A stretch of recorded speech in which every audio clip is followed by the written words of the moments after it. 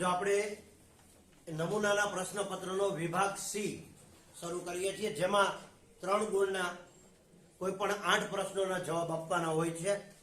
તો આપણે એ 3 ગુણના પ્રશ્નો શરૂ કરીએ. પહેલી રકમ છે એક માહિતીના અવલોકનો x/5, x, x/4, x/2 અને x/3 છે. જો આ માહિતીનો મધ્યસ્થ 10 હોય તો મધ્યક શોધો. અચ્છા, હવે મધ્યસ્થ આપી દીધો છે તો મધ્યસ્થની રીત શું છે? તો કે માહિતીના અવલોકનોને ચડતા ક્રમમાં ગોઠવો. તો સૌથી નાનું અવલોકન પહેલા લખ. તો આ બધામાં ખાસ ધ્યાન રાખજો, x/5, x, x/4, x/2 અને x/3 આમાં સૌથી નાની રકમ કઈ? તો બરાબર સમજો, જેનો છેદ મોટો એ રકમ નાની. આ x છે, આ x નો અડધો ભાગ છે, આ ત્રીજો ભાગ છે, આ ચોથો ભાગ ને આ પાંચમો ભાગ. તો સૌથી નાની રકમ થશે x/5. હવે એને આપણે માહિતીના અવલોકનોને ચડતા ક્રમમાં ગોઠવી. ચડતા ક્રમમાં ગોઠવી તો સૌથી નાની રકમ x/5, પછી x/4, પછી x/3, x/2 અને x થાય. હવે આનો આપણે મધ્યસ્થ શોધી. મધ્યસ્થ આપ્યો જ છે પણ મધ્યસ્થ શોધવાની પ્રક્રિયા કરી તો એની મદદથી આપણે x મળે. તો મધ્યસ્થનું સૂત્ર છે કે આપેલી માહિતીના અવલોકનો +1/2 મૂળ અવલોકન આનો મધ્યસ્થ થાય. તો આ માહિતીમાં કેટલા અવલોકનો આપેલા છે? 5. 1, 2, 3, 4, 5. તો 5 + 1/2 એટલે 5 ને 6/2 એટલે ત્રીજું અવલોકન. તો આ માહિતીનું ત્રીજું અવલોકન મધ્યસ્થ થાય. તો ત્રીજું અવલોકન એટલે x/3. તો x/3 આનો મધ્યસ્થ થાય. તેથી x/3 બરાબર મધ્યસ્થ. પણ મધ્યસ્થની કિંમત તો આપણે આપી દીધી છે 10. તેથી x/3 બરાબર 10. તેથી x બરાબર 10 * 30. હવે તમને x ની કિંમત મળી, એ કિંમત અહીંયા મૂકો એટલે બધા અવલોકનની કિંમત મળે. અને પછી મધ્યક શોધવા માટે બધા જ અવલોકનનો સરવાળો છેદમાં અવલોકનની સંખ્યા. તો અહીંયા આપણે x બરાબર 30 મળ્યા. એટલે પહેલું અવલોકન x/5 છે. તો x/5 છે એનો મતલબ કે 30/5. એટલે ન ખ્યાલ આવે તો એક વખત આમ લખીએ આપણે, 30/5, 30/4, 30/3, 30/2 અને 30. એટલે કે 30/5, 6 × 5 = 30. 30/4 તો 30 ના ચોથો ભાગ કરી તો આપણે જાણીએ છીએ કે 7 × 4 = 28, વૈધા 2, 4 × 5 એટલે 7.5. પછી 30/3 એટલે 10 * 30. 30/2 એટલે 15 અને 30. આપણને અવલોકન મળી ગયા. હવે આપણે આનો મધ્યક શોધવો છે. તો મધ્યક બરાબર σxi/n. બધા જ અવલોકનનો સરવાળો છેદમાં અવલોકનની સંખ્યા 5. હવે આનો સરવાળો કરી તો 0.5 એમને 6 ને 7 13, 13 ને 10 23, 23 ને 5 28 ને 10 38, 38 વત્તા 30 એટલે 68, 68.5. ફરીથી શાંતિથી સરવાળો કરવાનો 0.5 એમને અહીંથી શરૂ કરો તો 30 ને 15 45, 45 ને 10 55, 55 વત્તા 7 એટલે 62 અને 62 વત્તા 6 એટલે 68. 68.5/5. હવે આને 5 ભાગો તો 5 × 1 = 5, વૈધો 1 એટલે 18, 5 તેરી 15, વૈધા 3 અને અહીં પોઈન્ટ આવી ગયો એટલે 35, 5 × 7 = 35. તો 13.7. એટલે કે આપેલી માહિતીનો મધ્યક x બાર ની કિંમત 13.7 થાય. ફરી એક વખત ફટાફટ સમજીએ કે માહિતીના અવલોકનો આપ્યા છે, મધ્યસ્થ આપ્યો છે. તો અવલોકનોને ચડતા ક્રમમાં ગોઠવીએ. ચડતા ક્રમમાં ગોઠવતી વખતે જેનો છેદ મોટો છે એ રકમ નાની કહેવાય. અને સૌથી નાની રકમ x/5, પછી x/4, x/3, x/2 અને x. હવે આનો મધ્યસ્થ શોધવો છે. તો અવલોકનો વત્તા 1/2 એટલે 5 વત્તા 1 6/2 એટલે ત્રીજું અવલોકન આનો મધ્યસ્થ થાય. તો x/2 બરાબર મધ્યસ્થ, x/3 બરાબર મધ્યસ્થ. પણ મધ્યસ્થની કિંમત 10 આપી છે જેથી x/3 બરાબર 10, x બરાબર 30. x બરાબર 30 અહીંયા મૂકી દઈએ એટલે આપણને અવલોકનો મળી જાય અને બધા અવલોકનનો સરવાળો ભાગ્યા 5 કરીએ એટલે આપણે મધ્યક મળી જાય. હવે તમે આની નોંધ કરી શકો છો. બીજી રકમ છે નીચે આપેલી માહિતીનો બહુલક શોધો. પછી અહીંયા કઈ પણ આંકડા આપ્યો હોય કે ભાઈ ઉંમર આપી છે, દર્દીની સંખ્યા આપી છે, પણ આપણે માટે અગત્યનું શું તો કે વર્ગ અને આવૃત્તિ. તો કે નીચેની માહિતીનો બહુલક શોધો. તો અહીંયા વર્ગ આપ્યા છે, સમાન વર્ગ છે અને આવૃત્તિ આપી છે. તો બહુલક શોધવા માટે સૌપ્રથમ બહુલકીય વર્ગ નક્કી કરો. તો બહુલકીય વર્ગ એટલે શું? સૌથી મોટી આવૃત્તિ ધરાવતો વર્ગ. તો અહીંયા આપણી પાસે આવૃત્તિ છે 6, 11, 21, 23, 14 અને 5. આમાં સૌથી મોટી આવૃત્તિ 23. તો આ આપણો બહુલકીય વર્ગ થશે. તો પહેલું કામ છે બહુલકીય વર્ગ નક્કી કરો. બહુલકીય વર્ગ એટલે સૌથી મોટી આવૃત્તિ ધરાવતો વર્ગ. 35 થી 45 થાય અને એનો અર્થ એવો થાય કે તમારો બહુલકનો જવાબ જે આવે એ 35 થી 45 ની વચ્ચે જ આવશે. આ તાળો મળી જાય. હવે સૌથી મોટી આવૃત્તિ છે એને આપણે પ્રચલિત સંકેતમાં F1 કહીએ. એની ઉપરની આવૃત્તિને આપણે F0 કહીએ. એની નીચેની આવૃત્તિને આપણે F2 કહીએ. હવે આપણે બહુલકનું સૂત્ર લગાડીએ. Z બરાબર L plus F1 minus F0 છેદમાં 2F1 minus F0 minus F2 ગુણ્યા H. ફરી વખત સૌથી મોટી આવૃત્તિ વાળો વર્ગ એ બહુલકીય વર્ગ છે.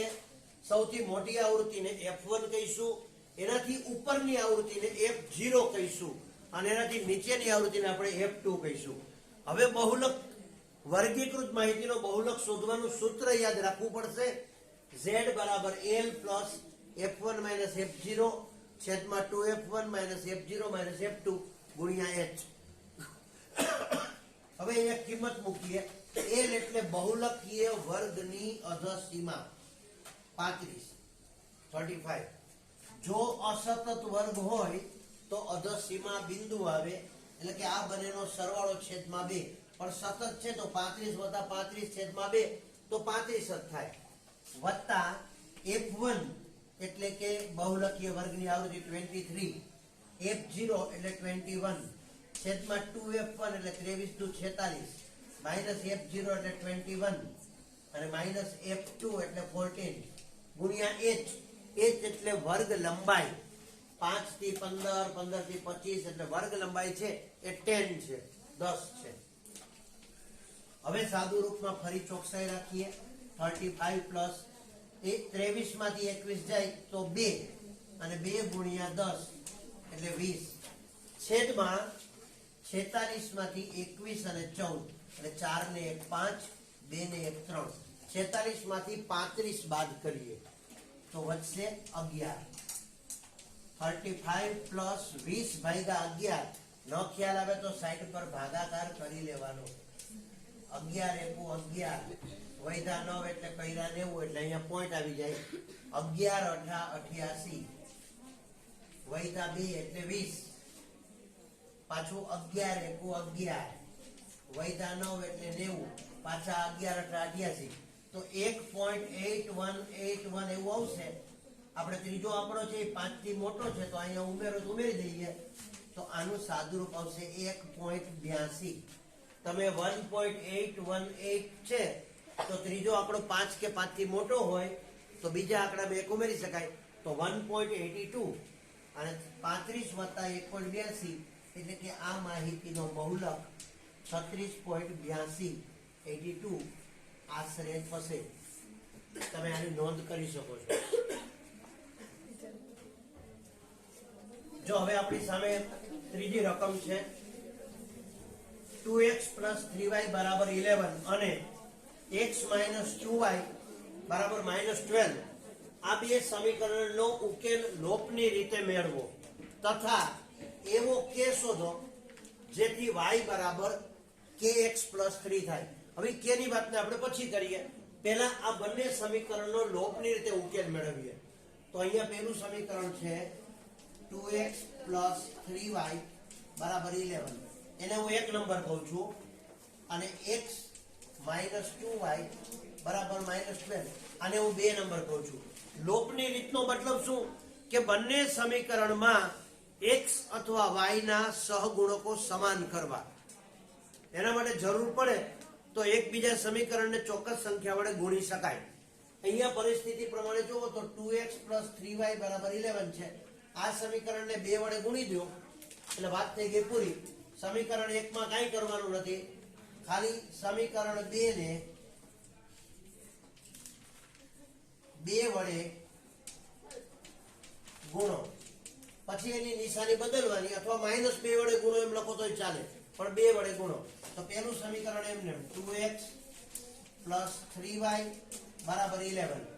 આ સમીકરણ 2 છે એને 2 વડે ગુણો એટલે 2x 2 દુ 4 એટલે -4y બરાબર 12 દુ 24 એટલે -24.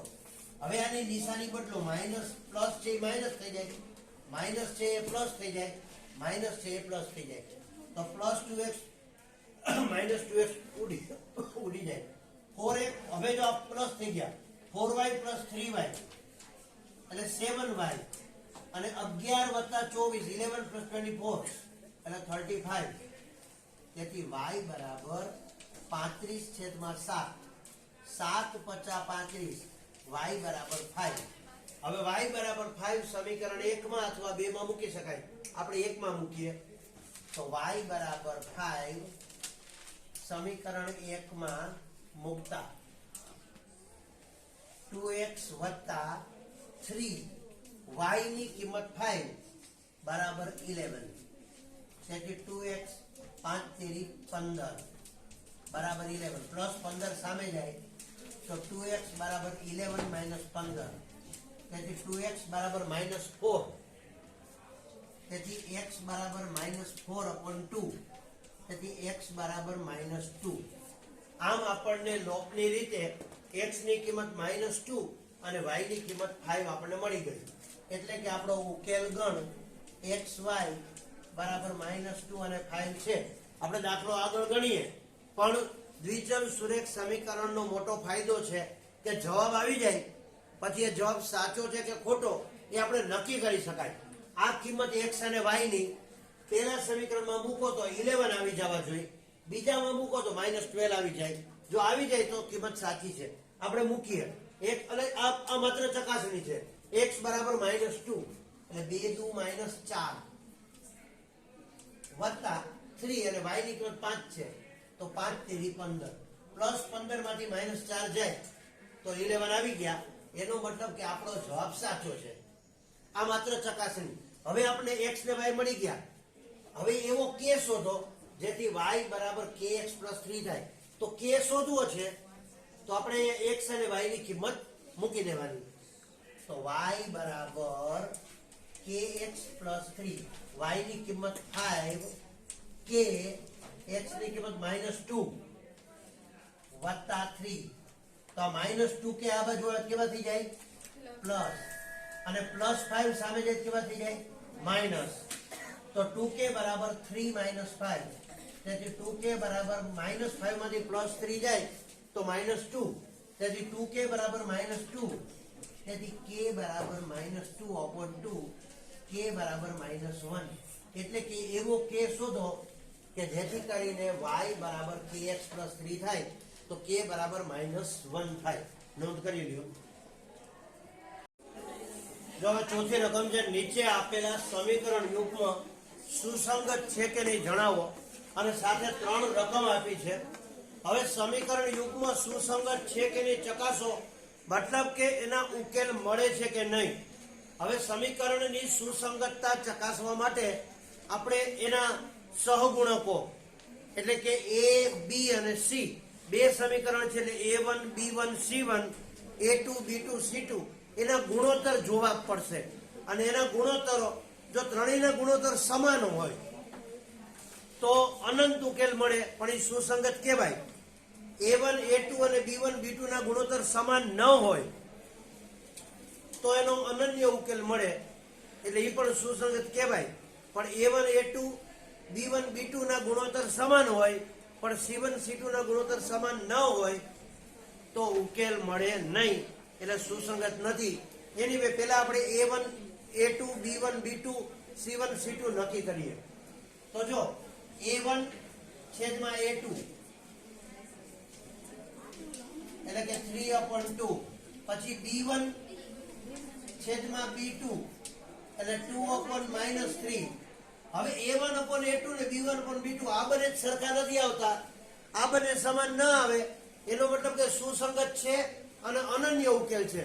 તો C1 C2 ચેક કરવાની જરૂર જ નથી, સીધું અહીં લખવાનું A1/A2 is not equal to B1/B2.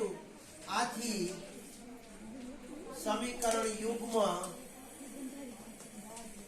સુસંગત છે, અને વધારે પૂછે તો અનન્ય ઉકેલ છે. જો A1 A2 is not equal to B1 B2 હોય તો આગળ કરવાનું જ નહીં, એનો અનન્ય ઉકેલ હોય.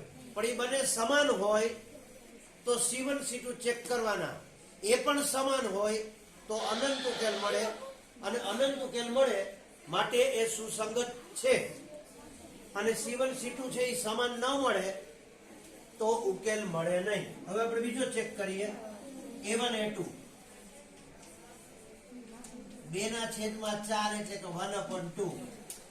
B1/B2 -3/-6 -3/-6, બે માઇનસ ઉડી ગયા, 3 દુ 6, ફરીથી 1/2.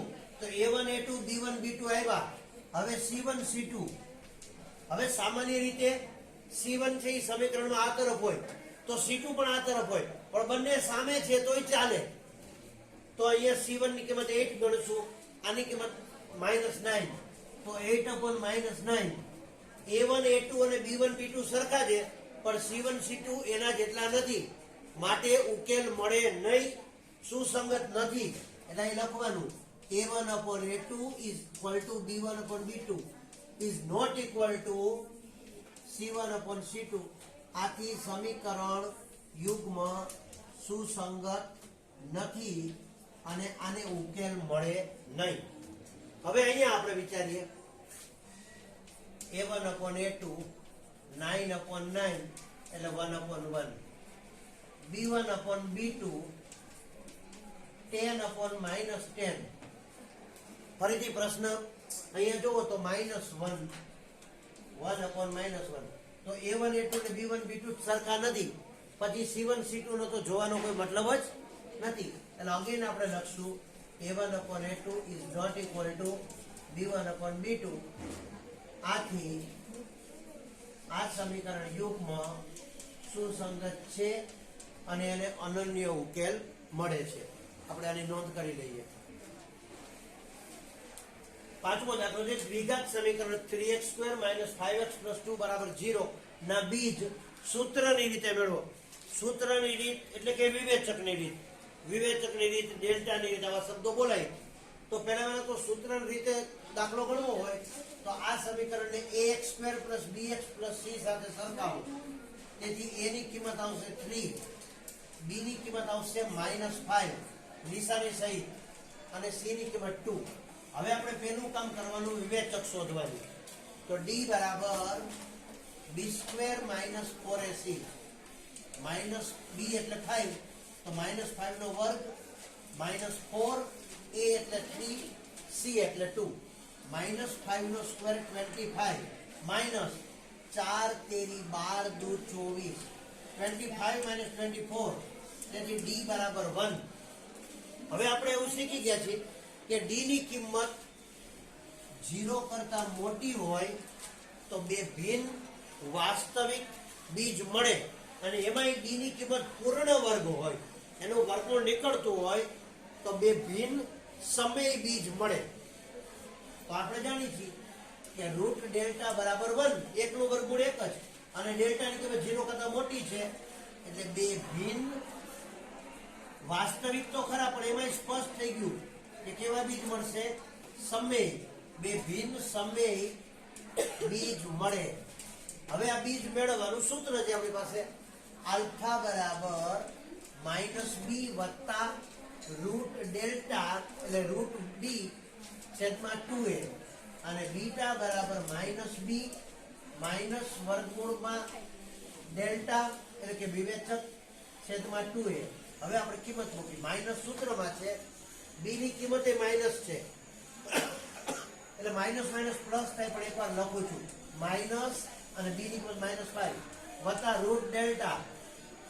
તો અહીંયા જાણી છે કે 1 નું વર્ગમૂળ 1, નીચે 2a, a એટલે 3, અહીંયા માઇનસ b એટલે -5, માઇનસ રૂટ ડેલ્ટા એટલે 1, નીચે 2 ગુણ્યા 3, માઇનસ માઇનસ પ્લસ 5 પ્લસ 1, નીચે 3 દુ 6, માઇનસ માઇનસ પ્લસ 5 માઇનસ 1 એટલે 4, નીચે 6, એટલે કે 6/6, એટલે કે આલ્ફાની કિંમત આવી 1. અહીંયા 4/6, 2 દુ 4, 3 દુ 6, એટલે બીટાની કિંમત આવી 2/3. તો આ રીતે આપણને બે બીજ 1 અને 2/3 આપણને મળી જશે. છઠ્ઠી રકમ છે સરવાળો કરો. -5 પ્લસ -8 પ્લસ -11 પ્લસ પ્લસ -230. એટલે કે આ સમાનતા શ્રેણીના n પદનો સરવાળો કરો છે, પણ 230 કેટલામું પદ છે એ ખબર નથી. તો પેલું કામ n શોધવાનું. તો આ શ્રેણીનું પ્રથમ પદ છે a બરાબર -5. d એટલે સામાન્ય તફાવત, બીજા પદમાંથી પેલું પદ બાદ, એટલે -8 માઇનસ -5, -8 માઇનસ માઇનસ પ્લસ 5. તો -8 માંથી +5 જાય તો d બરાબર -3. પ્રથમ પદ -5, તફાવત -3. આ શ્રેણીનું nમું પદ -230. તો -230 કેટલામું પદ છે એ ખબર પડે પછી એટલા પદનો સરવાળો થાય. એટલે આ દાખલો બે ભાગમાં વહેંચાણો. a જાણો છો -5, d જાણો છો -8 માઇનસ માઇનસ +5 એટલે -3. આનું nમું પદ -230. તો પેલું કામ કરીએ કે 230 કેટલામું પદ છે. તો આપણે ઉલટું સૂત્ર લખીએ આ રીતે, a plus n minus 1 into d બરાબર an, જેનું પ્રથમ પદ -5 વત્તા n આપણે શોધવો છે n -1, d ની કિંમત -3 બરાબર n મું પદ -230. હવે આ -5 સામે જાય તો પ્લસ થઈ જાય, n -1 ગુણ્યા -3 બરાબર -230 પ્લસ 5. હવે -230 માંથી +5 જાય એટલે -225. અને આ -3 છે ગુણાકારમાં છે, એ ભાગાકારમાં જશે એટલે -3. જ્યારે અંશમાંથી છેદમાં કે છેદમાંથી અંશમાં રકમ જાય ત્યારે નિશાની એની સાથે જાય. બરાબરની સામે હોય તો પ્લસમાંથી માઇનસ થાય, પણ અહીંયા અંશમાંથી છેદમાં જાય છે તો -3 જશે. -225 ભાગ્યા -3, બે માઇનસ કેવા થઈ ગયા પ્લસ. હવે આનો 3 છેદ ઉડાડો તો 7 તેરી 21 ને 5 તેરી 15. તેથી n -1 બરાબર 75. આ -1 સામે જાય તો પ્લસ થઈ જાય, તેથી n બરાબર 76. એટલે કે આ શ્રેણીમાં 76મું પદ -230 છે. હવે આપણે અહીં ફરીથી લખી કે પ્રથમ પદ -5 છે, 76મું પદ -230 છે. તો હવે આ 76 પદનો સરવાળો કરો. તો પહેલું પદ અને છેલ્લું પદ જાણો છો તો સીધું ટૂંકું સૂત્ર ચાલે, Sn બરાબર n/2 a પ્લસ an. એટલે કે 76 પદનો સરવાળો બરાબર 76/2. કૌંસમાં a એટલે -5 અને an એટલે -230 પ્લસ માઇનસ -230. 76 ભાગ્યા 2 એટલે 38, 3 દુ 6, 8 દુ 16, -235 વત્તા -5 એટલે -235. એટલે કે આ 76 પદનો સરવાળો પ્લસ માઇનસ માઇનસ અને 235 ગુણ્યા 38. તમને ખ્યાલ ન આવે તો સાઈડ પર ગુણાકાર કરી લેવાય, પણ હું તમને એની ટેકનિક કહું તો 235 ને 38 વખત ગુણવા છે, એને બદલે 40 વાર ગુણી નાખો તો 235 ચોખ્ખું આપણને આવડે. બરાબર છે, 40 વાર ગુણવા છે એટલે અહીં 0 અને આને 4 ગુણો તો 4 × 5 = 20 ની શૂન્ય વધી આવી 2, 4 તેરી 12 ને 2 14 વધી આવી 1 4 દુ 8 ને 1 9 તો 235 ગુણ્યા 40 એટલે 9400 પણ 235 છે એ 38 વાર લેવાના હતા, 2 વાર વધારે લીધા તો 235 દુ 470 આમાંથી બાદ કરો તો 9400 માંથી 400 ગયા તો 9000 એમાંથી 70 ગયા એટલે 8930 આ 76 પદનો સરવાળો 8930 આપણને મળે. ગુણાકાર તમે તમારી મેળે પણ કરી શકો, નોંધી લેજો. તો સી વિભાગમાં 7મો દાખલો છે. બિંદુઓ 1 2 4y x6 અને 3 5 એક સમાંતર બાજુ ચતુષ્કોણના ક્રમિક શિરોબિંદુઓ છે. તો x અને y શોધો. હવે જો થોડું અહીંયા આપણે પહેલા ચર્ચા કરી લઈએ કે સમાંતર બાજુ ચતુષ્કોણ હોય તો આ પ્રકારની આકૃતિ હોય, જરૂર નથી પણ એક સમજૂતી માટે. અને ક્રમિક શિરોબિંદુ એટલે આપણે આ નામ આપી કે a b c અને d. a ની કિંમત 1 2, b ની કિંમત 4y, c ની કિંમત x6 અને d ની કિંમત 3 5. હવે જો ક્રમિક શિરોબિંદુઓ હોય તો આ a b c અને d તો સમાંતર બાજુ ચતુષ્કોણના ગુણધર્મો શું છે? તો કે સામસામેની બાજુઓ સમાન હોય. તો આપણે AB બરાબર સીધી કરીએ તો અહીંયા x અને y એટલે એ તો મળવાના નથી. તો અહીંયા આપણે વિચારીએ કે AD બરાબર કરીએ તો અહીંયા આ બંને મળે તો સામે x ને y 2 છે, તો એ રીતે પણ બહુ શક્ય બનતું નથી. તો કે બીજો ગુણધર્મ શું છે? તો કે સમાંતર બાજુ ચતુષ્કોણના ખાસ સમજવા જેવો હવે મુદ્દો, વિકર્ણો એકબીજાને દુભાગે. વિકર્ણો દુભાગે એટલે બંનેનું મધ્યબિંદુ સમાન હોય. એટલે કે અહીંયા AC નું મધ્યબિંદુ M હોય તો BD નું મધ્યબિંદુ પણ એ જ હોય. અને પછી એને આપણે કમ્પેર કરશું, એને સરખાવશું એટલે આપણને x અને y ની કિંમત મળશે. તો અહીંયા આપણે પહેલો મુદ્દો એ છે કે સમાંતર બાજુ ચતુષ્કોણ છે અને આપણે A B C અને D એવા નામ એટલે આપ્યા કે ક્રમિક શિરોબિંદુઓ કીધા. તો AC અને BD નું મધ્યબિંદુ સમાન છે. તો આપણે એમ અત્યારે સીધું લખવું જ લખી શકાય કે AC નું મધ્યબિંદુ બરાબર BD નું મધ્યબિંદુ. અહીંથી જ આપણે સીધું લખીએ. જો આપણે આમ લખીએ, વિકર્ણો દુભાગે છે માટે બેયના મધ્યબિંદુ સમાન છે. તો AC નું મધ્યબિંદુ બરાબર BD નું મધ્યબિંદુ. હવે AC નું મધ્યબિંદુ, તો મધ્યબિંદુના યામનું સૂત્ર શું છે? તો કે x1 + x2 છેદમાં 2 y1 + y2 છેદમાં 2. એટલે કે 1 એટલે એકવાર સૂત્ર લખી દે, x1 + x2 છેદમાં 2 y1 + y2 છેદમાં 2. સામે BD માટે સૂત્ર તો ઈ જ આવશે, x1 + x2 છેદમાં 2 y1 + y2 છેદમાં 2. હવે કિંમત મૂકીએ, x1 + x2 એટલે 1 + x છેદમાં 2, 2 + 6 છેદમાં 2. સામે BD માટે 4 + 3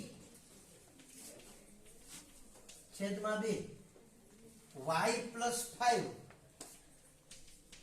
છેદમાં 2. હવે આપણે બહુ સ્પષ્ટતા સાથે કે બેયના મધ્યબિંદુ સરખા છે તો બેયનો x યામ સરખો હોય અને બેયનો y યામ સરખો હોય. તો આને આપણે કમ્પેર કરીએ તો જો x + 1 છેદમાં 2 બરાબર આનો x યામ 4 ને 3 7 છેદમાં 2. બેયના છેદના 2 ઉડી ગયા. x + 1 બરાબર 7 + 1 સામે જાય તો x બરાબર 7 - 1 તેથી x બરાબર 6.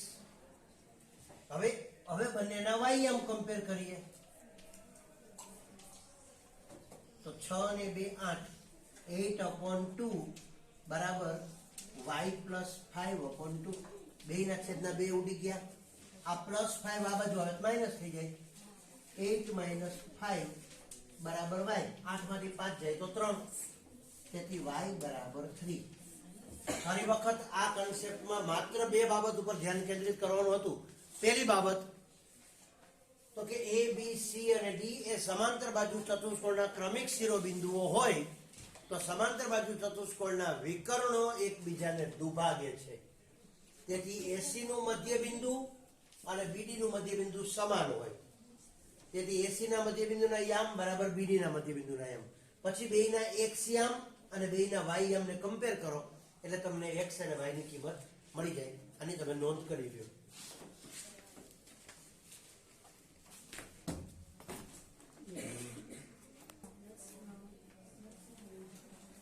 જો હવે એક્સ અક્ષ પરના બિંદુ પી નું એ 11 12 થી અંતર 13 એકમ છે. તો બિંદુ પી ના યામ શોધો. હવે પી બિંદુ ના યામ શોધો એટલે પી બિંદુ ક્યાં છે? એક્સ અક્ષ પર. એક્સ અક્ષ પરનું બિંદુ હોય એટલે એનો વાય યામ હંમેશા 0 હોય. વાય અક્ષ પરનું બિંદુ હોય તો એનો એક્સ યામ 0 હોય. બરાબર? ધારો કે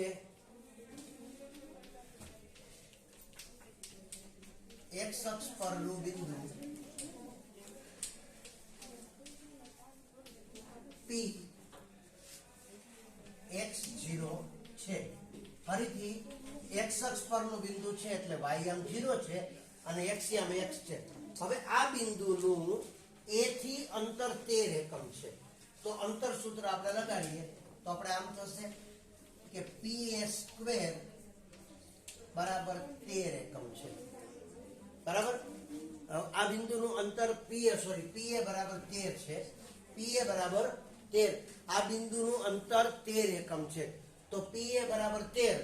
હવે આપણે અંતર સૂત્ર લગાડી તો અહીંયા આપણે વર્ગમાં લગાડવું પડે. એટલે આપણે લખીએ pa² બરાબર 13 નો વર્ગ. હવે pa² એટલે p અને a વચ્ચેના અંતરનું સૂત્ર લગાડી x1 x2 નો વર્ગ વત્તા y1 y2 નો વર્ગ બરાબર 13 નો વર્ગ 169.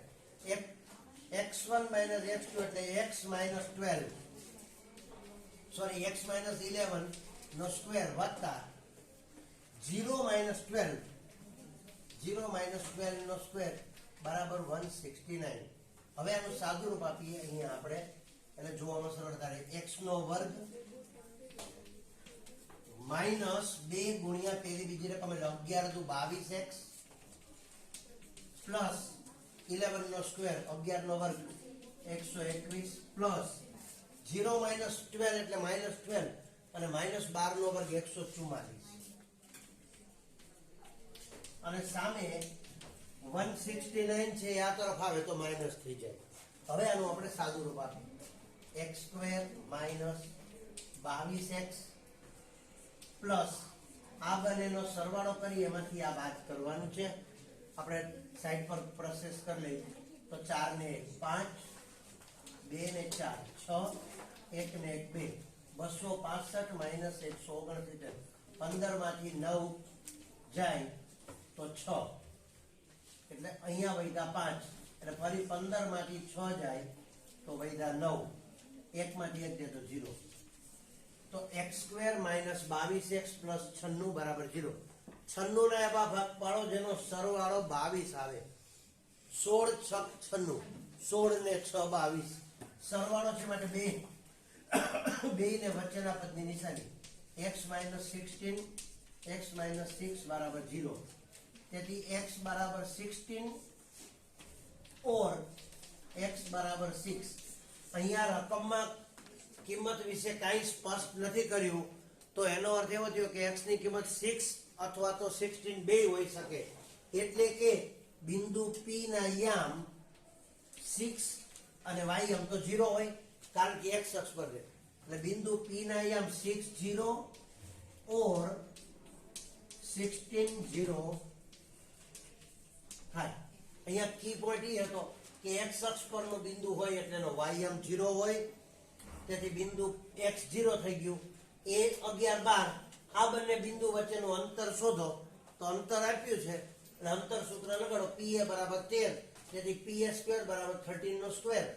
pa² નું સૂત્ર લગાડ્યું અને સાદું રૂપ આપ્યું એટલે આપણને x ની કિંમત મળી ગઈ. જો મારો હાથ તો હવે પછીનો દાખલો છે લાકડાના નળાકારમાંથી એ નક્કર નળાકાર શબ્દ હોવો જોઈએ. લાકડાના નક્કર નળાકારમાંથી બંને બાજુએથી અર્ધગોળો કાઢી શો પીસ બનાવેલ છે. જો નળાકારની ઊંચાઈ 10 સેમી હોય અને પાયાનો વ્યાસ 7 સેમી હોય તો આ શો પીસનું કુલ પૃષ્ઠફળ શોધો. હવે જો બરાબર સમજીએ કે આપણી પાસે બે આકાર છે. પેલો આકાર છે નળાકાર. આ નળાકાર માટે ઊંચાઈ 10 સેમી આપી છે. આ નળાકાર માટે વ્યાસ 7 સેમી છે અને વ્યાસ 7 સેમી છે એટલે ત્રિજ્યા એના કરતા હાફ એટલે 3.5 સેમી છે. આ નળાકારના બંને છેડેથી અર્ધગોળો કાપી અને શોપીસ બનાવ્યો છે. તો આ અર્ધગોળો છે એ નળાકારમાંથી જ કાપેલો છે. એનો નળાકારનો વ્યાસ અને અર્ધગોળાનો વ્યાસ સરખો છે. એટલે કે નળાકારની ત્રિજ્યા અને અર્ધગોળાની ત્રિજ્યા સરખી છે. તો અહીંયા અર્ધગોળો એનો પણ વ્યાસ 7 સેમી, એની પણ ત્રિજ્યા 3.5 સેમી. ફરી વખત ક્લિયર કરી કે અહીંયા નળાકાર છે જેની ઊંચાઈ 10 સેમી, પાયાનો વ્યાસ 7 સેમી એટલે પાયાની ત્રિજ્યા 3.5 સેમી. આ નળાકારના બંને છેડેથી અર્ધગોળો કાપવામાં આવે છે. તો નળાકારના તળિયા અને મથાળાનો જે વ્યાસ છે એટલો જ વ્યાસ અર્ધગોળાનો હોય. તો અર્ધગોળાનો વ્યાસ પણ 7 સેમી, અર્ધગોળાની ત્રિજ્યા 3.5 સેમી. હવે આ પાત્રનું આ શોપીસનું કુલ પૃષ્ઠફળ શોધો. હવે કુલ પૃષ્ઠફળ શોધીએ તો જો આ છે તો પેલું તો નળાકારની વક્ર સપાટીનું ક્ષેત્રફળ. સામાન્ય રીતે આપણે એવું થાય કે બે અર્ધગોળા કાપી લીધા છે તો એ બાદ થાય, પરંતુ આ શોપીસ છે જેમાં આખો નક્કર નળાકાર હોય તો નળાકારની વક્ર સપાટી ઉપરાંત એનું મથાળું અને તળિયું. પણ નળાકારની વક્ર સપાટી વત્તા મથાળું કેવું છે તો કે અર્ધગોળો કપાયેલો ખાડો. તો અર્ધગોળાની વક્ર સપાટીનું ક્ષેત્રફળ ઉમેરાય. એનું તળિયું કેવું છે તો કે વર્તુળાકાર નથી, અર્ધગોળાકાર ખાડો. એટલે અર્ધગોળાની વક્ર સપાટીનું ક્ષેત્રફળ ઉમેરાશે.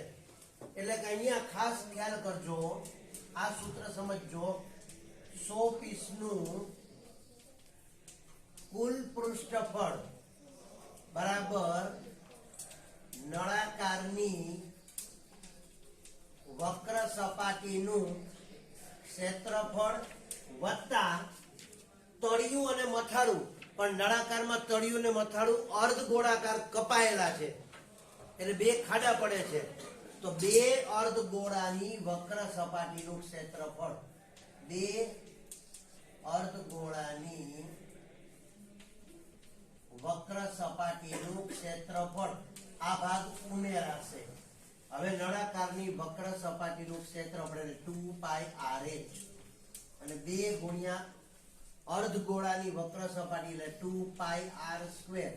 બેયમાં r સરખો છે માટે r1 અને r2 લખ્યા નથી, r જ લખ્યો છે. કારણ કે નળાકારના તળિયા અને મથાળામાંથી આપણે અર્ધગોળો કાપેલો છે. હવે બંનેમાંથી 2πr કોમન નીકળે. 2πr અંદર અહીંયા વધ્યો h, અહીંયા વધ્યા 2r. હવે આપણે કિંમત મૂકીએ. 2 પાઈ એટલે 22 સપ્તમાંશ ગુણ્યા r એટલે 3.5 અર્થાત 35 દશાંશ કૌંસમાં h એટલે 10 વત્તા 2r.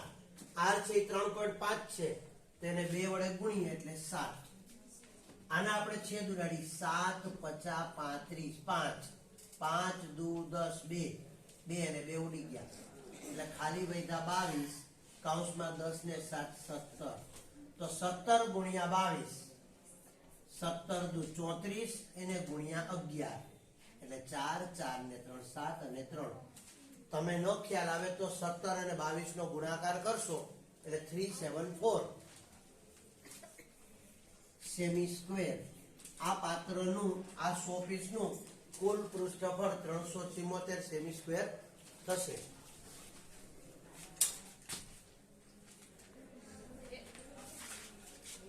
દસમો દાખલો છે સંભાવનાનો છે. રકમ જેટલી મોટી હોય છે એટલા દાખલાઓ નાના હોય છે. એક ખોખામાં 1 થી 90 અંક લખેલ તકતીઓ છે. જો યાદચ્છિક રીતે એટલે કે એમાં જોયા વગર એક તકતી પસંદ કરવામાં આવે તો તેના પર 2 અંકની સંખ્યા લખેલી હોય, પૂર્ણ વર્ગ સંખ્યા લખેલી હોય કે 5 વડે વિભાજ્ય સંખ્યા હોય તેની સંભાવના શોધો. તો અહીંયા આપણે જાણીએ છીએ કે કુલ પરિણામો 90 છે. 90 તકતી છે, દરેક પર એક અંક લખેલો છે, 1 2 3 4 એમ 90 સુધી. હવે આપણે આપણી વિશિષ્ટ સંભાવના જે શરત છે એ જોવાની રહી. તો 2 અંકની સંખ્યા લખેલી હોય તો આપણે એ લખવાનું, ધારો કે તકતી પર 2 અંકની સંખ્યા લખેલી હોય તે ઘટના A. તેથી P of A બરાબર m/n. P of A એટલે 2 અંકની સંખ્યા લખેલી હોય તે ઘટનાની સંભાવના બરાબર m/n. m એટલે શું? 2 અંકની સંખ્યા લખેલી હોય તેવા પરિણામો. અને n એટલે શું? તો કે પેટીમાં ખોખામાં રહેલા કુલ પરિણામો. તો છેદમાં તો 90 છે. હવે 2 અંકની સંખ્યા તમારે સાઈડ પર શાંતિથી ગણવાનું, જો નો ખ્યાલ આવે તો. હવે તમે વિચાર કરો, 1 થી 90 માં 2 અંકની સંખ્યા કઈ હોય? નાનામાં નાની 10 અને મોટામાં મોટી 90. એનો અર્થ શું થયો કે 1 થી 9 આમાં લેવાના નથી, કારણ કે 1 2 3 4 5 6 7 8 9 આ 1 અંકની સંખ્યા છે. તો 2 અંકની સંખ્યા 90 - 9 એટલે કે 81. તો 2 અંકની સંખ્યા 81/90. 90 81 9 માટે આ ઘટનાની સંભાવના 9/10 અથવા 0.90. પણ 9/10 પૂરતું છે, આ લખવાની જરૂર નથી. હવે પૂર્ણ વર્ગ સંખ્યા લખેલી હોય તો ફરીથી આપણે લખશું, ધારો કે તકતી પર પૂર્ણ વર્ગ સંખ્યા લખેલી હોય તે ઘટના B. તેથી P of B બરાબર m/n. એટલે કે તકતી પર પૂર્ણ વર્ગ સંખ્યા લખેલી હોય તે ઘટનાની સંભાવના, m એટલે પૂર્ણ વર્ગ સંખ્યા લખેલી હોય તેવી તકતી વાળા પરિણામો, n એટલે કુલ પરિણામો 90.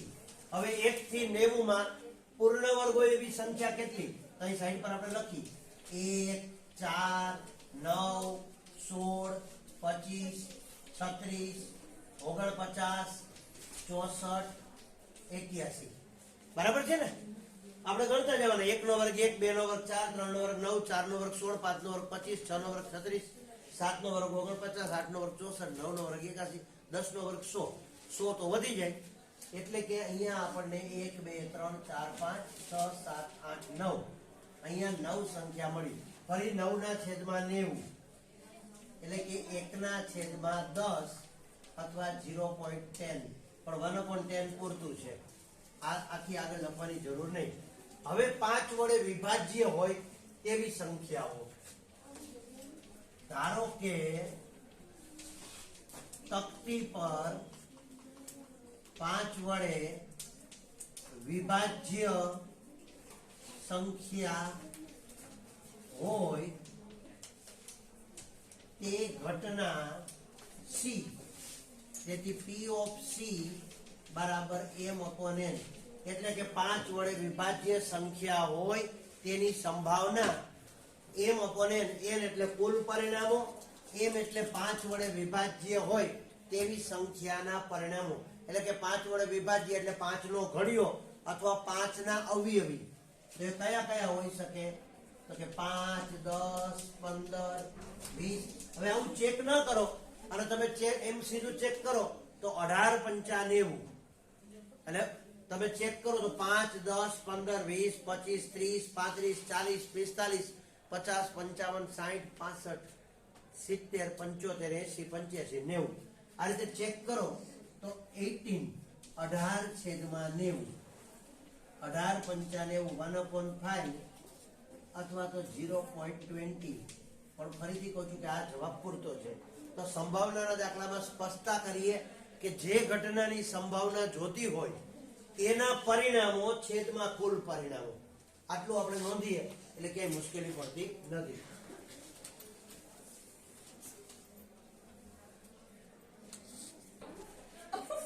આ રકમમાં ખાસ કાંઈ નથી પણ અહીંયા કેટલાક કન્સેપ્ટ ક્લિયર કરવા છે આપણે જેથી કરીને કોમન દાખલાઓમાં કામ આવે.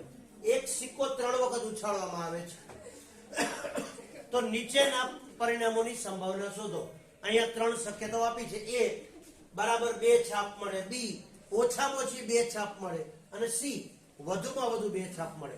હવે બે ઘડી એ છાપ ને બધું ભૂલી જાય પણ એક સિક્કો 3 વખત ઉછાળો અથવા 3 સિક્કા એક સાથે ઉછાળો આ બે શબ્દ એક જ છે. હવે એક સિક્કો 3 વાર ઉછાળવાથી કેટલા પરિણામ મળે તો પહેલા તો એ પરિણામો સમજીએ અને પરિણામ કેમ લખી શકાય એ આપણે ક્લિયર કરીએ. તો એક સિક્કો ઉછાળીએ તો 2 પરિણામ મળે, હેડ અથવા ટેલ.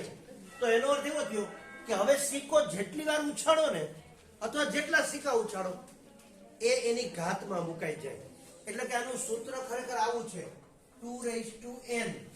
એ એક સિક્કો ઉછાળો તો n બરાબર 1 મૂકો તો 2 ની 1 ઘાત એટલે 2 પરિણામ.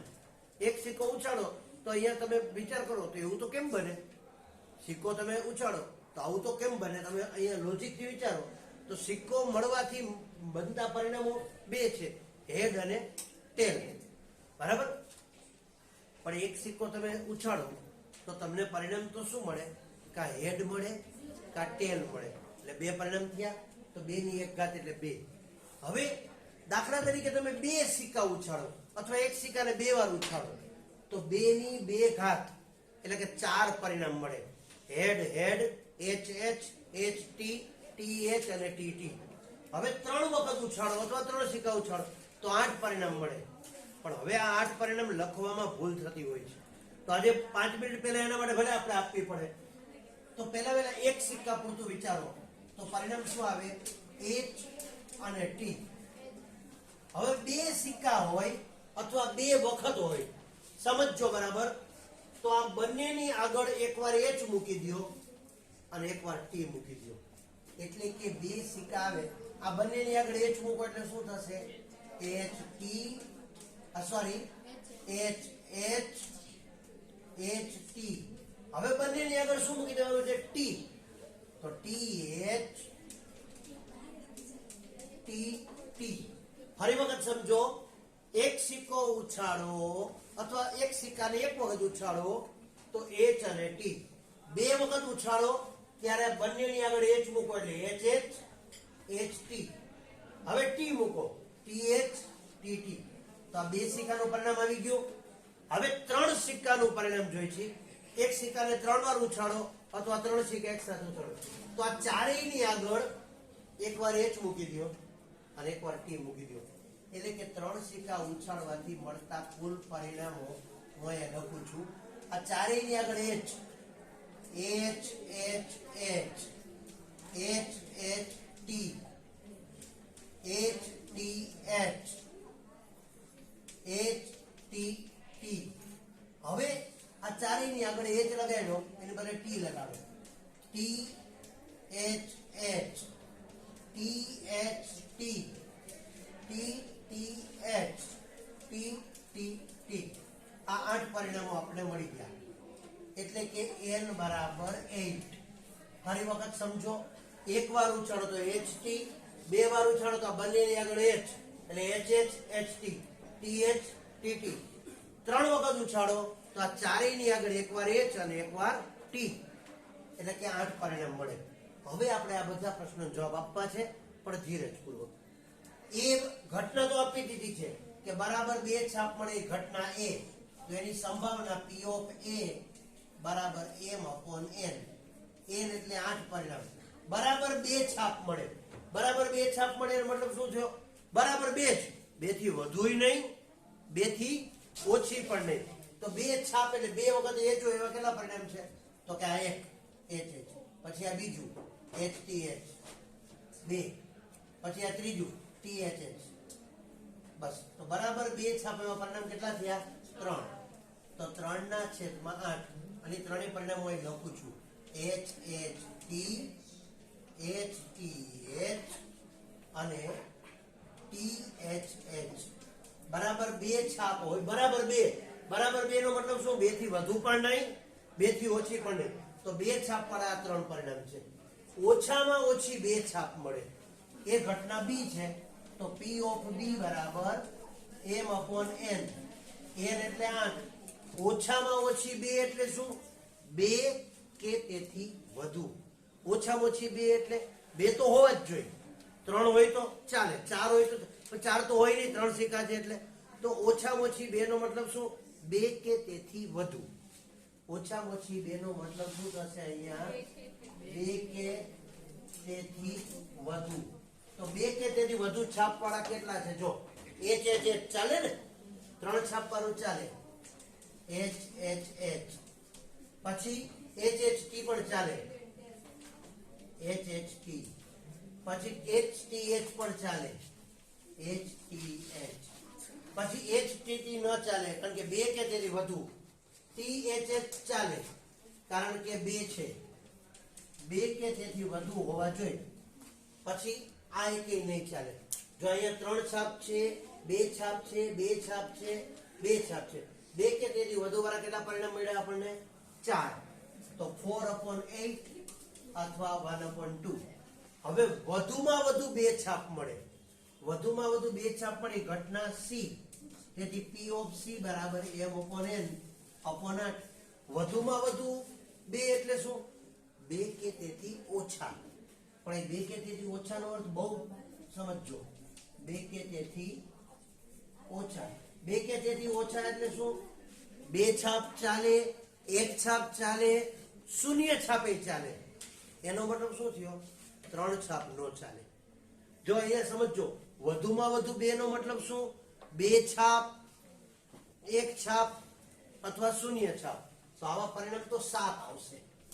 જો આપણે લખીએ એચ એચ એચ, પછી એચ એચ ટી કારણ કે ભાઈ બે તો છે જ. સોરી વધુમાં વધુ બે એટલે શું? બે કે તેથી ઓછા. તો આ નહીં આવે, સોરી, ઉતાવળમાં બોલાઈ ગયું. તો બે કે તેથી ઓછા, તો બે છાપ એટલે આ 3 છાપ નહીં આવે, આ બે છાપ આવશે. એટલે શું આવશે? H H T. જવાબ બરાબર જ બોલ્યો છું.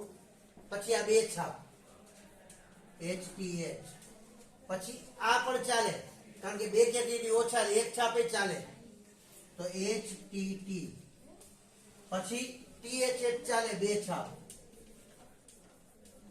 પછી ટી એચ ટી ચાલે એક છાપ કારણ કે બે કે તેથી ઓછી કીધી છે.